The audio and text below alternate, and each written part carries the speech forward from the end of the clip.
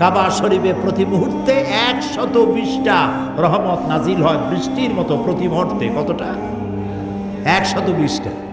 যারা তাওয়াফ করে তারা পায় 60টা, যারা নামাজে থাকে তারা পায় 40টা, আর যারা তাকায় থাকে তারা পায় 20টা। শুধু তাকায় থাকে। পয়সা যদি বেশি থাকে তাহলে রমজান মাসে মক্কা শরীফে যাও, মদিনা মুনাওয়ারায় যাও, একটা রোজা রাখবা 1 লক্ষ রোজা রাখার সওয়াব।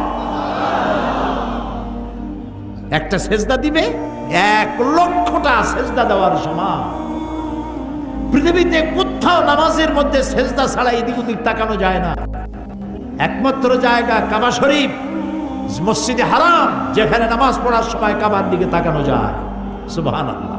যাদের পয়সা কড়ি আছে রমজানে যাবেন, তেলাওয়াতে কি মজা। সুবহানাল্লাহ। শেখ আব্দুর রহমান আস-সুদাইস, শেখ সৌদ আশ-শুরাইম, আব্দুল্লাহ আল জাহনি তেলাওয়াত যখন করতে থাকে মনে হয় কোরআন নাজিল হইতেছে। পৃথিবীতে কোথাও নামাজের মধ্যে কান্দাকাটি হয় না।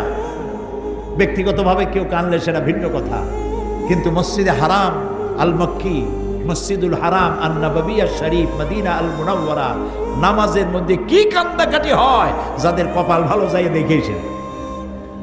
চোখের পানি রক্ষা করা কঠিন, মানুষ কান্নার রোল পড়ে যায়।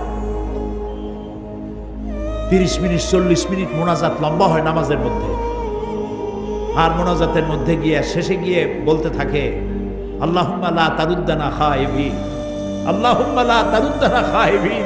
আল্লাহ তাআলা একেবারে কিছু না দিয়া খালি হাতে আমাদের ফেরত দিও না। কাবার সামনে রেখে মোনাজাত।